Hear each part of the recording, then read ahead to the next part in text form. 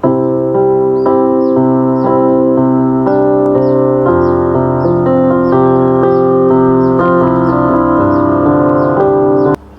selamat pagi sahabat LCD Ministry dimanapun saudara berada saat ini. Pagi hari ini berjumpa lagi dengan saya dalam renungan pagi.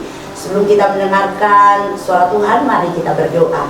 Segala pujian, syukur, hormat, dan kemuliaan kami naikkan kepadamu Tuhan, karena begitu besar cintamu dalam kehidupan kami sehingga kami boleh merasakan pertolongan Tuhan. Kami boleh bangun di pagi hari dengan tubuh yang sehat dan diberkati, dan kami boleh mendengarkan lagi suara Tuhan pada hari ini. Terima kasih Tuhan Yesus, kami bawa bejana hati kami yang subur untuk ditaburi kebenaran firman-Mu. Di dalam nama Tuhan Yesus Kristus kami berdoa, haleluya, amin. Sahabat LCD Ministry, ayat firman Tuhan kita di pagi hari ini diambil dari Habakuk 3 ayat 17 sampai 18 yang berkata, sekalipun pohon ara tidak berbunga, pohon anggur tidak berbuah, hasil pohon zaitun mengecewakan, sekalipun ladang-ladang tidak menghasilkan bahan makanan, kambing domba terhalau dari kurungan, dan tidak ada lembu sapi dalam kandang, namun aku akan bersorak-sorak di dalam Tuhan, beria-ria di dalam Allah yang menyelamatkan aku. Sahabat LCD Ministry, 1 tahun 4 bulan sudah kita mengalami dampak dari pandemi. Berbagai kesulitan dan kesukaran kita alami. Perekonomian pun tergoncang. Satu persatu perusahaan mulai bangkrut. Banyak yang kehilangan pekerjaan. Toko banyak yang tutup. Mall pun semakin hari semakin sepi. Jikapun ada perusahaan atau toko-toko yang masih bertahan, mereka dengan terpaksa mem-PHK sebagian dari karyawannya untuk sementara waktu ataupun mungkin dalam waktu yang tidak diketahui. Saat ini pun kita sedang menghadapi masa-masa yang paling buruk dalam kehidupan kita. Mungkin kita tidak pernah membayangkan atau kita tidak pernah memikirkan kalau hal ini akan terjadi dalam kehidupan kita, di mana kita tidak mampu lagi menghadapi segala goncangan-goncangan yang terjadi, yang ada di depan mata kita. Saudara yang kekasih di dalam Tuhan, mungkin saat ini kita tidak mampu lagi berteriak, menjerit, dan bahkan kita tidak mampu lagi berdoa. Mari kita belajar dalam sosok tokoh Alkitab yang bernama Habakuk. Ketika dia melihat keadaan negerinya yang bobrok, orang-orang benar ditindas, hukum tidak berjalan, dia pun menjerit dan dia berdoa kepada Tuhan. Pada awal-awalnya dia marah. Mengapa Tuhan membiarkan hal ini terjadi? Tetapi kemudian dia menyadari bahwa Allah memegang kendali atas segala situasi yang sedang terjadi. Ketika berada dalam situasi yang sangat sulit, yang digambarkan melalui pohon ara tidak berbunga, pohon anggur tidak berbuah, bahkan ladang tidak menghasilkan makanan, Habakuk memiliki cara pandang tersendiri ketika dia berhadapan dengan masalah tersebut. Dia justru mengambil langkah yang jarang diambil oleh orang lain atau tidak diambil oleh orang-orang dunia. Dia justru bersorak-sorak di dalam Tuhan. Dia justru beria-ria di hadapan Allah. Mungkin kita berpikir bahwa Habakuk ini sudah tidak waras, atau mungkin karena menghadapi kenyataan di hidup sehingga Habakuk menjadi stres, menjadi gila. Saudara, bukan seperti itu. Habakuk beria-ria di dalam Tuhan karena dia percaya bahwa di dalam Tuhan ada pertolongan. Mengapa dalam menghadapi kesulitan Habakuk tetap bersorak memuji Tuhan? Sebab Habakuk melihat bahwa Allah tidak tinggal diam. Dia sedang bertindak, atau Allah sedang bertindak di dalam menyelesaikan masalah-masalah yang sedang terjadi, walaupun tidak sesuai dengan cara pikir atau cara pandang Habakuk. Itulah tanda kedewasaan iman dari Habakuk. Ya, tanda kedewasaan iman. Apakah iman itu? Iman adalah melihat apa yang tidak dilihat oleh mata. Iman itu didasarkan pada pengenalan pribadi kita akan Tuhan melalui kebenaran firman-Nya. Iman itulah yang akan menyelamatkan orang percaya. Mengapa? Karena dengan iman orang benar tahu bahwa apapun yang terjadi, sekalipun yang terlihat itu buruk, tetapi ia percaya bahwa Tuhan memegang kendali atas semuanya. Dia percaya bahwa Tuhan yang akan menolong dia keluar dari masa-masa sulit hidupnya. Dan Tuhan akan menyatakan keadilannya bagi setiap orang yang percaya. Saudara yang kekasih, sahabat El Shaddai Ministry, dalam perjalanan kehidupan kita, memang ada kalanya kita mengalami masa-masa sulit, goncangan-goncangan, pergumulan hidup.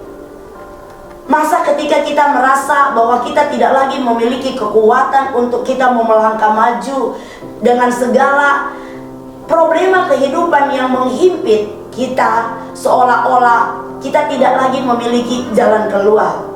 Mari kita meresapi puji-pujian Nabi Habakuk bahwa dalam kesulitan apapun kita akan tetap bersorak-sorak di hadapan Allah.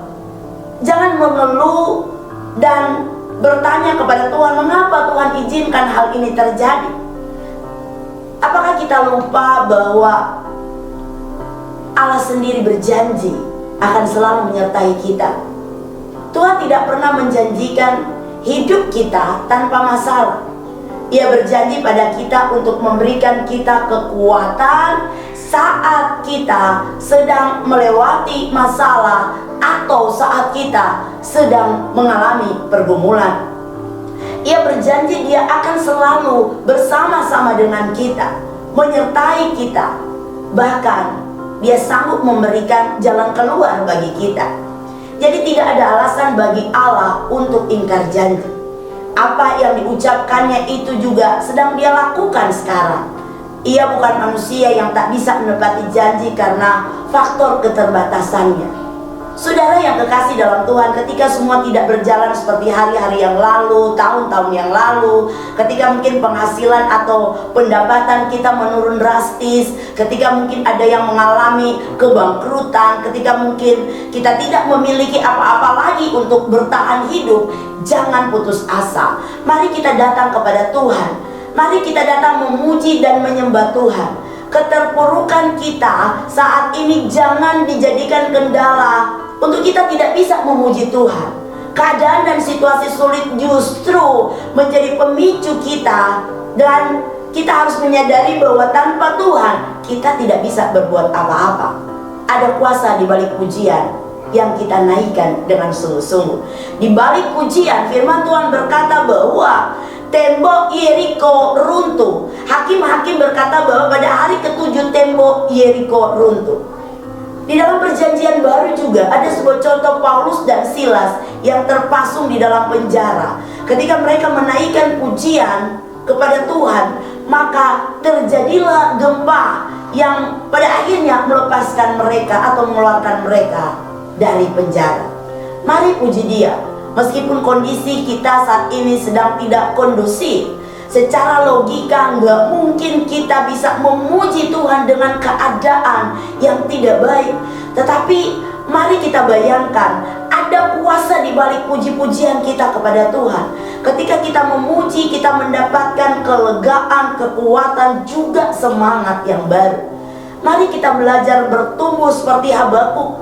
Pergumulan tidak salah, tetapi yang salah adalah ketika orang Kristen mengalami pergumulan, dia tidak bertumbuh. Orang Kristen ketika menghadapi masalah, persoalan, pergumulan harus bertumbuh. Walaupun karena tidak ada orang Kristen yang bertumbuh tanpa pergumulan. Jadi wajar kalau sebagai orang Kristen kita banyak mengalami pergumulan. Hanya masalah sesudah pergumulan, hanya respon kita atau pandangan kita. Ketika kita mengalami masalah dan pergumulan, adakah kita mendapatkan atau mengalami kemajuan, ataukah kita hanya tetap berdiam diri atau pasrah. Maksudnya seperti ini, ketika kita mengalami masalah, ketika kita mengalami persoalan atau pergumulan, kita harus ada perubahan. Perubahannya masalah mungkin tidak bisa selesai saat itu, tapi bagaimana kita memandang masalah itu, kita datang kepada Tuhan sehingga ada pertumbuhan iman, kita memiliki sebuah keyakinan bahwa Allah sanggup menolong kita. Jadi cara pandang kita menjadi berbeda.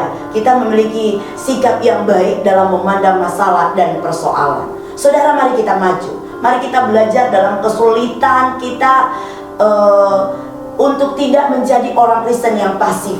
Marah, menyesali situasi bukanlah ciri khas orang Kristen, tetapi justru keadaan situasi harus kita bisa memiliki cara pandang yang positif. Pergumulan bukan membuat kita jauh dari Tuhan, tetapi justru melalui pergumulan kita semakin bergantung kepada Tuhan dan semakin mengandalkan Tuhan. Ketika kita berada di dalam kesesakan, sepertinya kita punya alasan yang wajar untuk kita protes dan bersungut-sungut kepada Tuhan. Namun, salah satu hal yang menentukan nilai karakter kekristenan kita adalah kemampuan kita untuk bisa bersyukur di masa-masa sulit. Sebagai orang Kristen, kita justru memiliki lebih banyak alasan untuk tidak bersungut-sungut, sebab kita tetap punya Tuhan yang kasih setianya tanpa batas dan yang kebaikannya tidak henti-hentinya mengalir bagi kita. Saat kita mengalami masalah dan kita belum sanggup seperti Habakuk yang bersorak-sorak, jangan berkecil hati. Lewati semua proses yang dialami oleh Habakuk. Apa yang dia alami sehingga dia bisa bersorak-sorak? Yang pertama, dia tetap berdoa. Saudara, tetaplah berdoa. Sekalipun Tuhan belum menjawab doa kita, tetaplah berteriak kepada Tuhan. Yakinlah bahwa Dia mendengar seru doa kita. Yang kedua, tetaplah beriman. Ketika jawaban Tuhan tidak seperti yang kita ingini, percayalah pada Tuhan bahwa Dia pribadi yang kudus dan Dia pasti akan menjawab setiap doa-doa kita menurut cara dan waktunya. Yang ketiga, pandanglah kebesaran dan keagungan Tuhan seperti yang dilakukan oleh Habakuk. Pada saat kita menyadari bahwa masalah itu kecil di hadapan Tuhan dan Tuhan lebih besar dari masalah kita, maka kita akan mengalami cara pandang yang berbeda. Ketika kita belajar melalui proses-proses yang Tuhan izinkan bagi kita, maka semakin hari kita semakin dewasa. Semakin hari kita semakin memiliki iman bahwa untuk segala sesuatu di muka bumi ini ada waktunya. Ada waktunya Tuhan memulihkan keadaan kita. Ada waktunya Tuhan menyembuhkan kita. Ada waktunya bagi Tuhan untuk memulihkan keadaan kita sehingga kita tetap bersuka cita di dalam Tuhan. Puji Tuhan, saudaraku yang kekasih dalam Tuhan, mari kita berdoa. Kami bersyukur untuk kebenaran firman-Mu yang kembali mengingatkan kami ketika kami mengalami masa-masa sulit. Kami belajar dari Habakuk untuk tetap bersorak-sorak, untuk tetap beria-ria di dalam Engkau, karena kami percaya bahwa Engkau sanggup menolong dan memulihkan kehidupan kami. Terima kasih Tuhan, teruslah memberkati dan menyertai kami sepanjang hari ini, dan kami percaya bahwa pertolongan Tuhan selalu menjadi bagian kami. Di dalam nama Tuhan Yesus Kristus kami berdoa dan mengucap syukur. Haleluya, amin. Puji Tuhan, saudaraku yang kekasih dalam Tuhan. Sebelum kita melanjutkan segala aktivitas kita di sepanjang hari ini, jangan lupa prokes, jaga kesehatanmu, lindungi dirimu dan keluargamu, andalkan Tuhan, miliki iman yang teguh di dalam Tuhan, selamat berkarya, selamat menjalankan segala tugas dan pekerjaan kita sepanjang hari ini. Tuhan Yesus menyertai dan memberkati kita semuanya sepanjang hari ini. Shalom.